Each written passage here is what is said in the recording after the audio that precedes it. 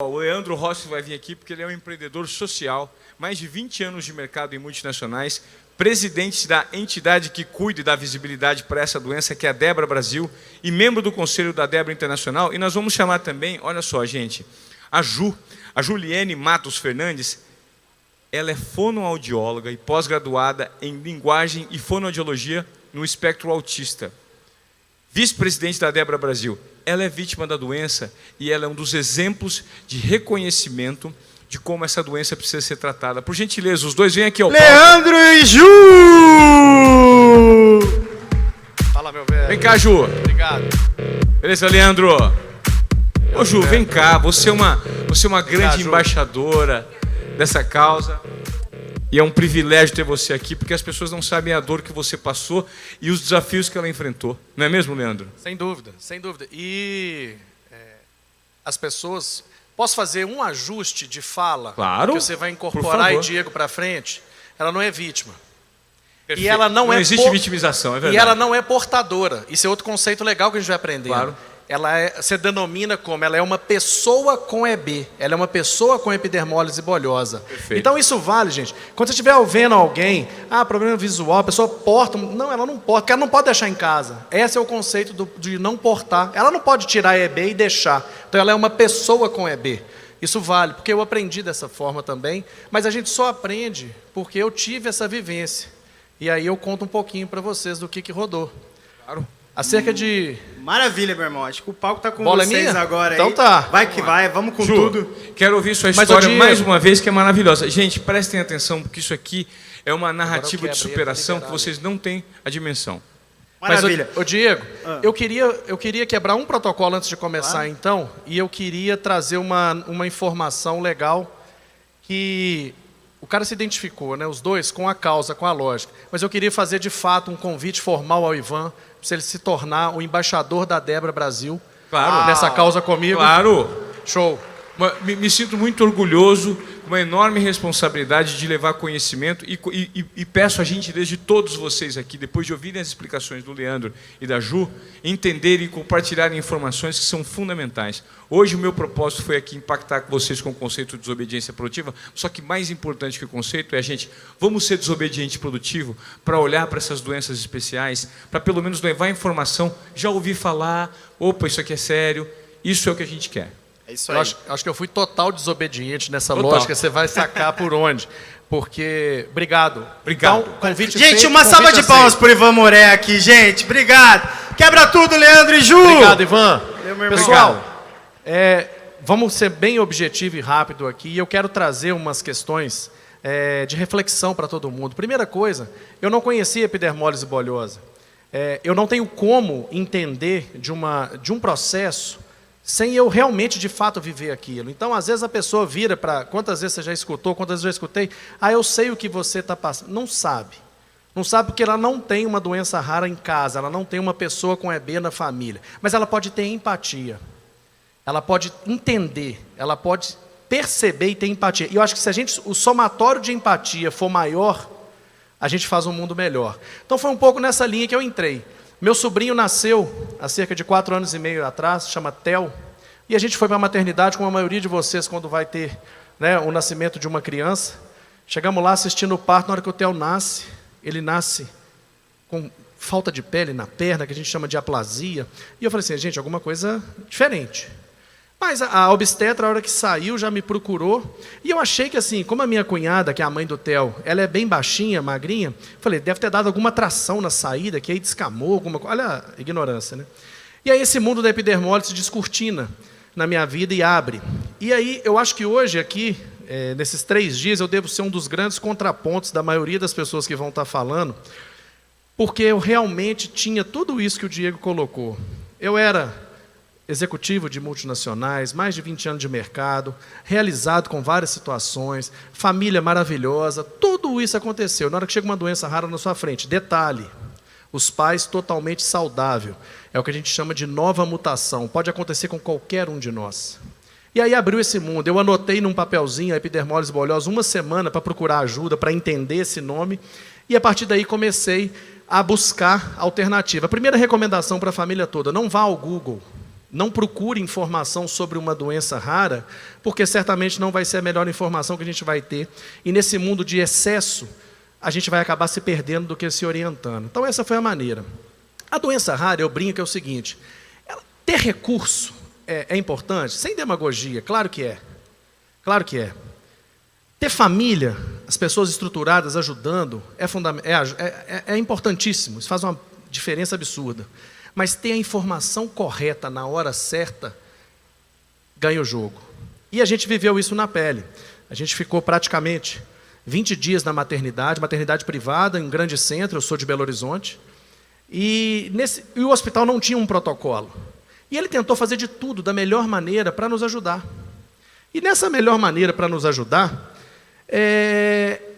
falta a informação certa na hora certa, porque uma doença que você tem uma exposição de pele, o que é a epidermólise bolhosa de uma maneira simples para vocês entenderem sem linguagem médica? É a ausência do colágeno 7. Então, ou seja, a fixação da pele, quando a gente tem a nossa derme com a endoderme, a fixação dela, ela não consegue ter por essa deficiência de colágeno 7, que é uma doença genética, que você nasce com ela, não tem cura, e você fica a vida inteira. Então, e não adquire, você nasce, porque ela é genética. Então, na hora que você tem um processo desse, de uma doença dessa de pele, ela é uma doença que qualquer batida, qualquer pressão, calor, umidade, ele aumenta uma formação de bolhas na sua pele.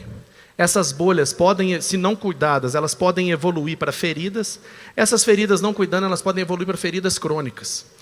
Então, ou seja, não é uma doença de pele somente, dermato, não é só. E olha que interessante, a mesma proteína que reveste a nossa pele externamente, é a mesma que reveste os nossos órgãos internamente. Então, ou seja, se eu, no dia da Copa, vendo um jogo, se eu comer uma pipoca e ela descer, arrebentando o meu esôfago, pode gerar uma ferida e esse esôfago pode fechar. Eu tenho que fazer uma cirurgia de estenose para abertura. Então, daí vocês imaginam a dimensão e a complexidade. Ela passa a ser uma doença multifuncional. Você tem que ter um olhar completamente holístico para essa patologia. E a gente, olha que você começa a entender isso, eu tive que mergulhar de cabeça na hora que nasce aquilo, busca informação, busca entender, e foi aonde? Na maternidade, no 20º dia, quando eu falei com vocês de ter a informação certa na hora certa, o meu sobrinho, ele com uma doença de pele, ele tem uma infecção, desce para o CTI, 4 meses e meio no CTI. Sua mãe e pai podem acessar de 10 da manhã às 11 da noite, todos os dias, acompanhando o CTI neonatal. E a gente do lado de fora tentando dar todo o suporte possível. E isso veio um grande aprendizado, foi onde eu conheci a Débora. Que as pessoas voluntárias, as pessoas médicas, técnicas, eu não sou da área da saúde, eu sou administrador de empresa, então eu tive que aprender muita coisa, tive que vivenciar muita coisa. Mas a melhor coisa que você tem que vivenciar na hora que você vê uma situação dessa, e aí que eu falei que eu sou meio que o contraponto aqui de todos os dias, não adianta ter sucesso, não adianta ter dinheiro, não adianta achar que tem tudo, não adianta. Você não compra a cura.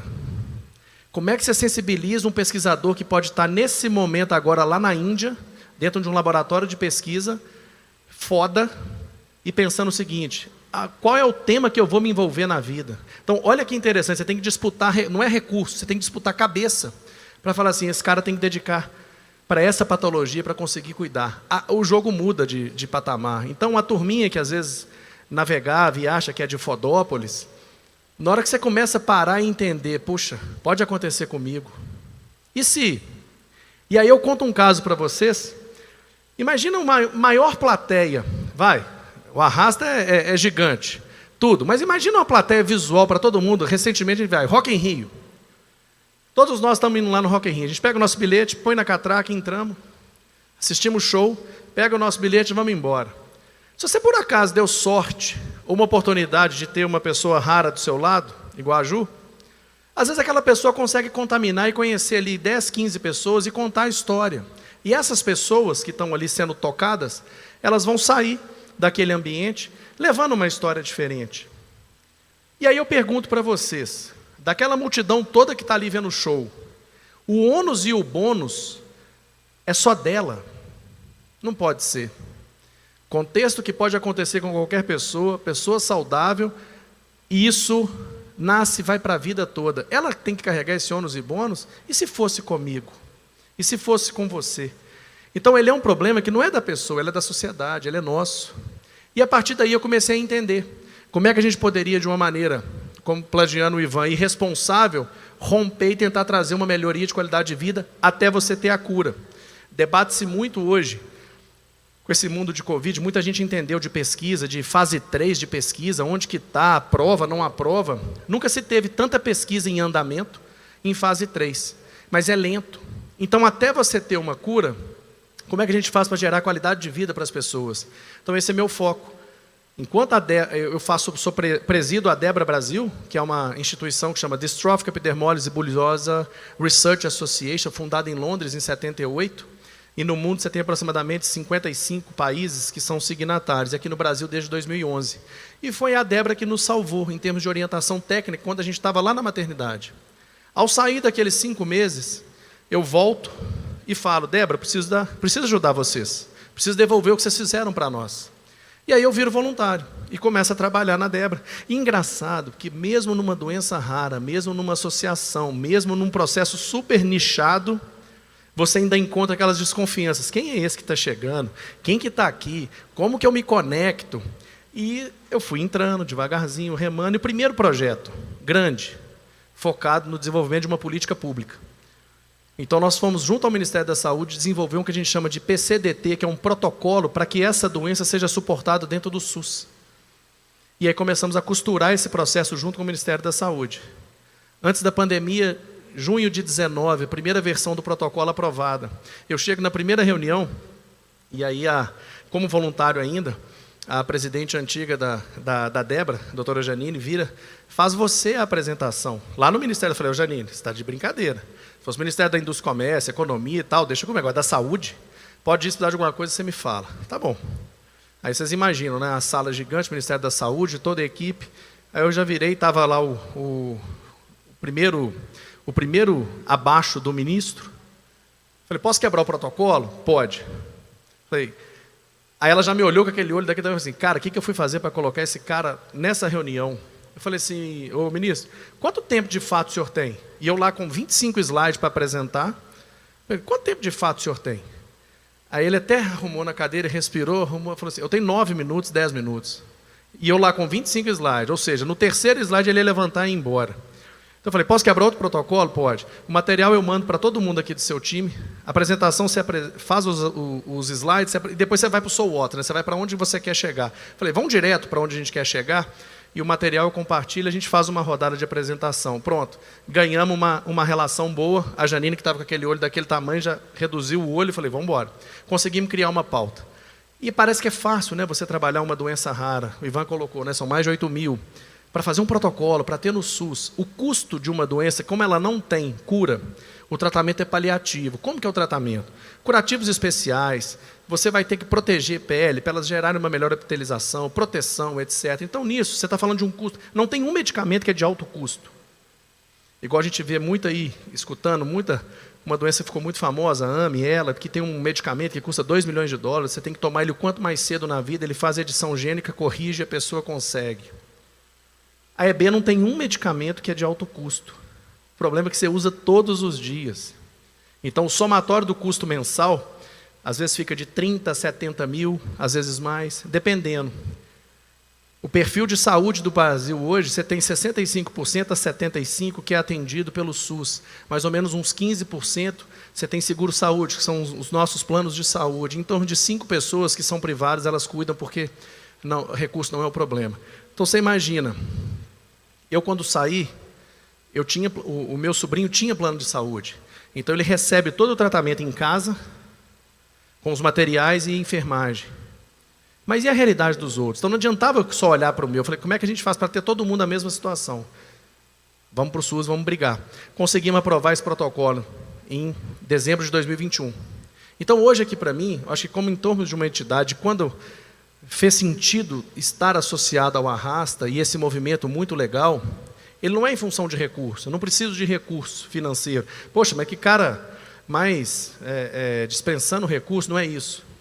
A gente conseguiu de uma maneira tal organizada que a gente consegue levantar a nossa forma de trabalhar.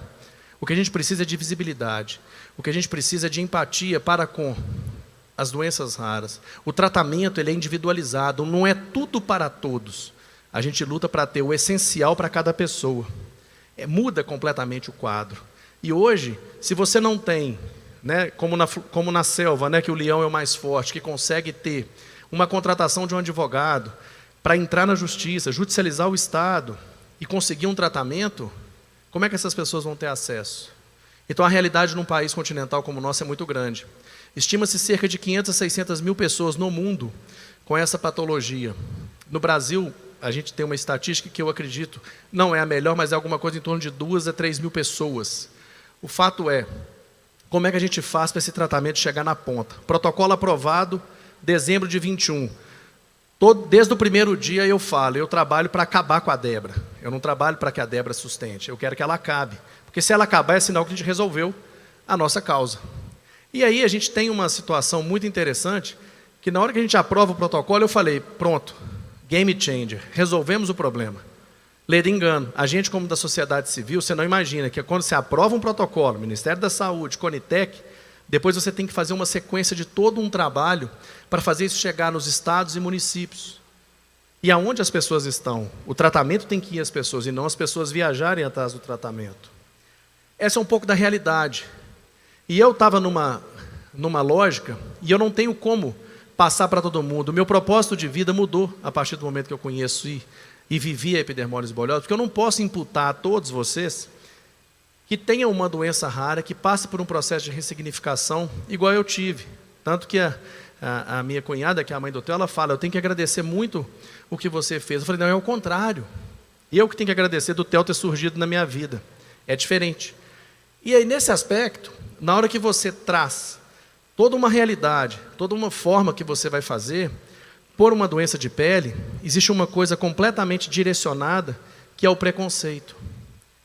Se uma pessoa estiver do nosso lado, na época de pandemia, é mais fácil dar esse exemplo, né? Porque antes as pessoas às vezes não acreditavam. Se uma pessoa do seu lado espirrar, você tem risco muito maior de ser contaminada do que se você estiver numa piscina com uma pessoa de epidermólise bulhosa, mas você olha para a pele. É uma doença que ela não transmite, ela não é contagiosa, ela é genética.